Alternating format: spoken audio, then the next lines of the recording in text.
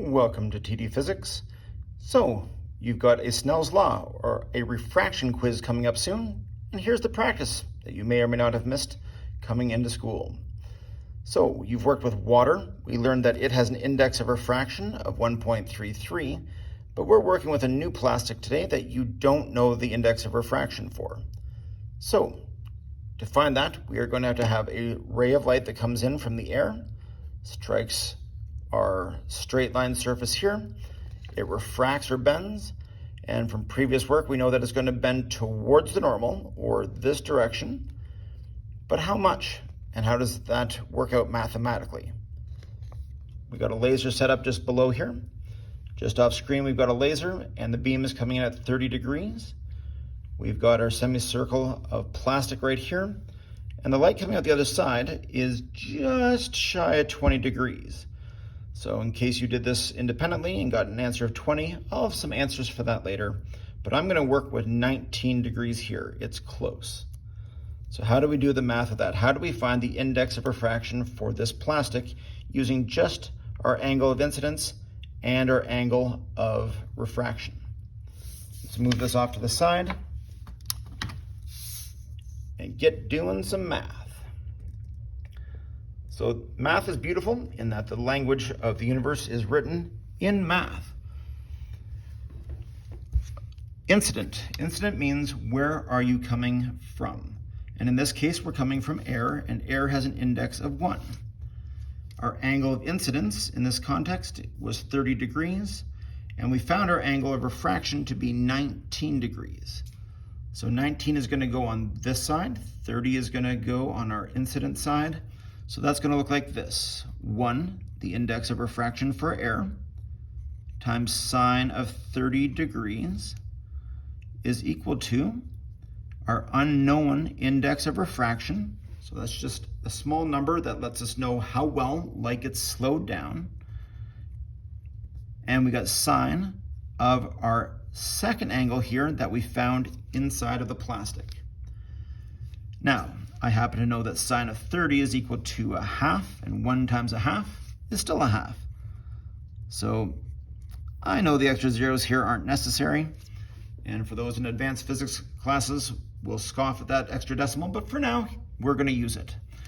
NR stays our unknown variable here, and I calculated earlier that sine of 19 degrees is equal to 0.326. Well, a mathematician at this point would tell you that the fancy language for what we're about to do is called isolating a variable. And if you're a little bit less fancy, we'll call it getting NR by itself. What's the opposite of what's happening to NR? Well, multiplication is happening. So division happens over here. That's going to cancel out, but you have to do it to both sides. So there we go. So that's going to cancel out. And what we'll be left with here is NR is equal to a half divided by 0.326, and that gets us a value of about 1.53. Now, if you remember from earlier labs, water had a value of 1.33, and we found out that because it did not bend the light in the water as far. So water would bend it to about here, but this is going to bend it even further. So it's going to bend it about an extra 3 degrees. And so the number is slightly higher. If this was, say, diamond with an index of 2.4, you'd see this refracted ray being much more bent. But either way, less dense to more dense means that it is going to bend towards the normal. Our angle of refraction right here is going to be slightly less or quite a bit less than our angle of incidence, depending on how big this number here is. I'll let you pause the video there for a moment and take that in. And here I'm going to continue on to number 2. So assuming that we are going from the other direction this time, it's still the same plastic. So we found the index to be 1.53.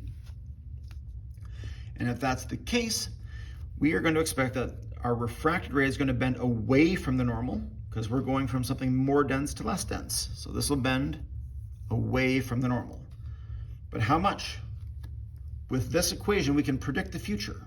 It's what engineers and optometrists do to help make our lives better. Before we had a 1 on this side, but this time we're going to have the 1.53 on this side because incident means where are we starting? And we're starting inside of the plastic. And we know the angle that we're starting at. The angle that we're starting at here is going to be 35 degrees. And I already have that drawn in for us. Now, how far it's going to bend, we're about to find out. We're going into air, and in my course, that's the only index of refraction you need to remember.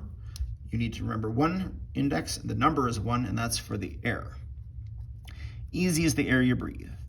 And then we have sine of our unknown angle, but we're going to predict the future with math. So 1.53 times sine of 35. Well, I'll break that down into little steps. If you want to do it all at once in a calculator, you are more than welcome to. You need to give me an equation and 1 step of substitution. And of course, 1 times anything is itself, so that 1 just simply goes away.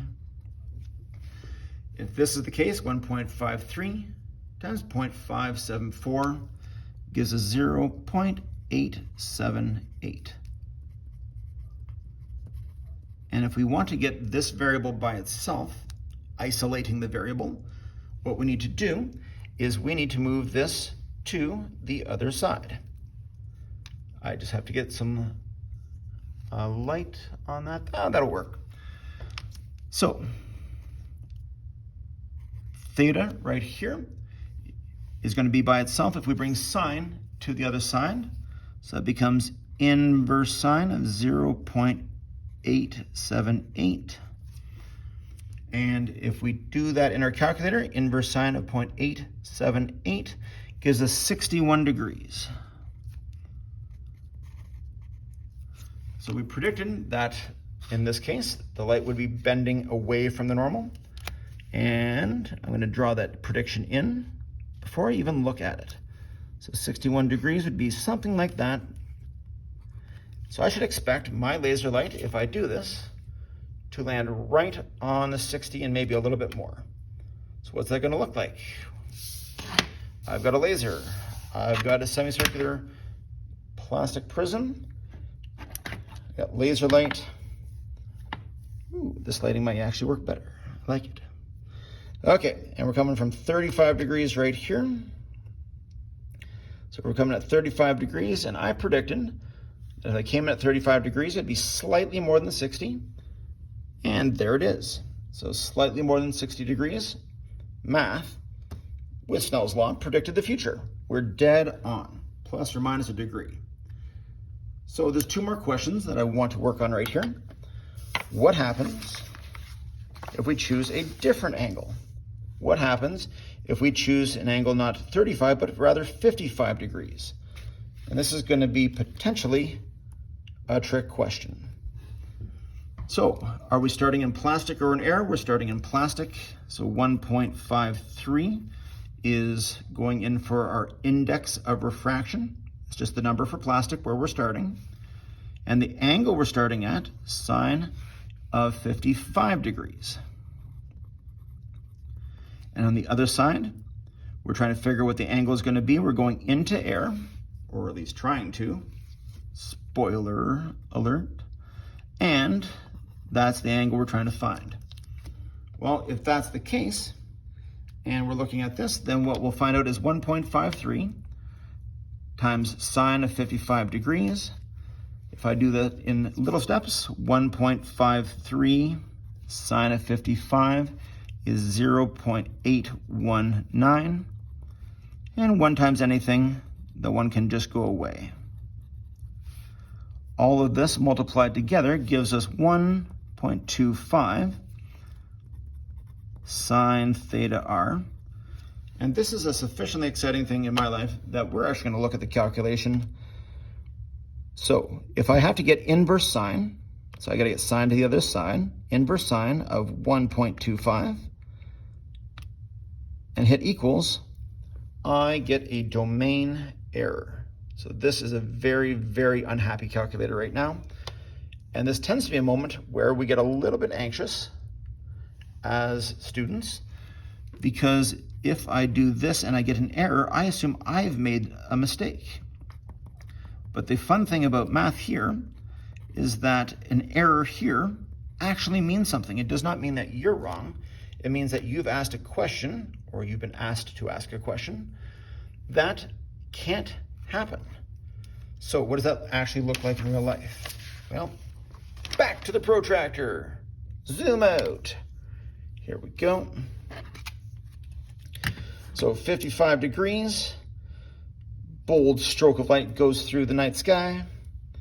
We throw our semicircular disc of plastic on here and get that angle just so, and discover that there's no light. Up in the air there is, but as soon as we drop below the prism level, there's darkness, only brightness right here, and that's really intense.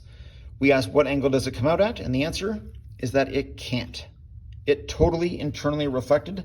This is a perfect mirror the way that it is. What that means is that if we take this and move it in, this will result in a nice reflection off that surface. Final question. There's a special moment where light can't get out anymore. We call that the critical angle. And how do we find that? Remember, you have to give me an equation every single time. Ni sine theta I equals Nr sine theta R.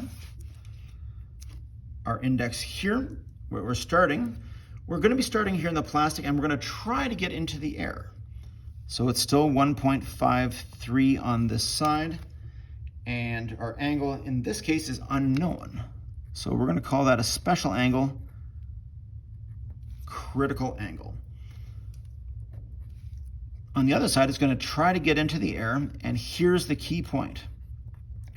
Critical angle is the angle over here inside the plastic that will result in our refracted ray coming all the way down until it just kisses the surface. And to do that, that would be 90 degrees, or all of them, from the normal. So this right here, key concept. It goes with critical angle. And of course, this is critical angle in air. In grade 10 at TD, we only do air and the other substance.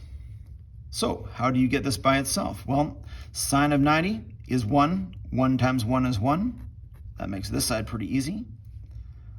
Sine of theta critical, or critical angle. If I want to get 1.53 to come to the other side, I need to divide both sides by 1.53. So I'm going to do that here, which means that the 1.53 here cancels out. Sine of my critical angle, if I turn all of this into a decimal, I get 0.654. Bringing sine to the other side becomes critical angle is equal to inverse sine of 0.654. And if I put that into my calculator, I find it's going to be 41 degrees. And if that's 41 degrees, well, let's go see what that's going to look like in real life. So, back to the protractor. Zoom out so we can see all the degrees. Zoom out some more so we can see all the degrees. I'm going to throw my handy dandy semicircular prism of plastic right here. So, I said that 41 was the magic spot where this couldn't go on anymore. So does 30 get out? 30 gets out. It comes out over here.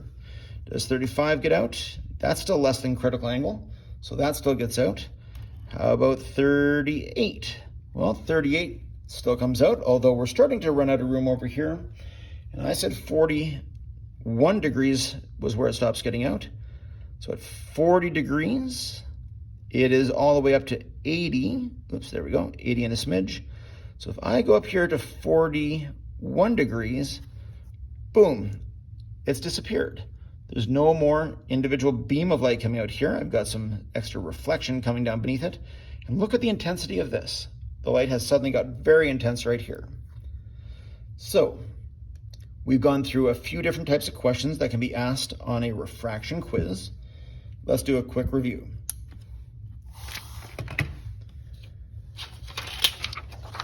if, zooming in, we are looking at a refracted angle that is going to be less than our incident angle because it is bending towards normal, less dense to more dense. And if I'm looking for the index, I need to have at least air, and I need two other angles. And so we found that the index for this plastic was 1.53. For our second scenario, we used that number to predict the future. And we used 1.53 as the starting point because that's where our light started. Light bent away from the normal because whenever light travels from a more dense substance to a less dense substance, it bends away from the normal. So your angle of refraction here is greater. 61 is bigger than 35. And then we found a special scenario where we get total internal reflection. This angle was greater than our critical angle that we found down below. And so as a result, the light came off here and it reflected perfectly like a mirror and came out the other side. And finally, we asked, what is the critical angle? We found that at 41 degrees, the light could not get out anymore. And so it skimmed the surface and then it stopped getting out. And so that is a quick review for Snell's Law for here at TD Physics. Thanks for reviewing. All the best on the quiz. Oh, and I lied. I said that if you had found 20 degrees, I'd give you the answers for that too. Almost forgot. There's the answer for 20 degrees. If you found 20 degrees, your index would be smaller. Hold that for a second. Pause if you need it. If you had 20 degrees and found the index to be 1.46, you would have found that the angle bent not quite as much as last time, only 57 degrees. And for scenario number 3, it still wouldn't get out because 55 degrees is bigger than that critical angle, which we can find down below. Finding the critical angle, if the index was 1.46, then we would find out that we would assume that our critical angle was actually 43 degrees in this case. So there you go. Same sort of solutions for slightly different numbers. You can use both to practice for the quiz. And this time I mean it. Thanks from TD Physics, signing off.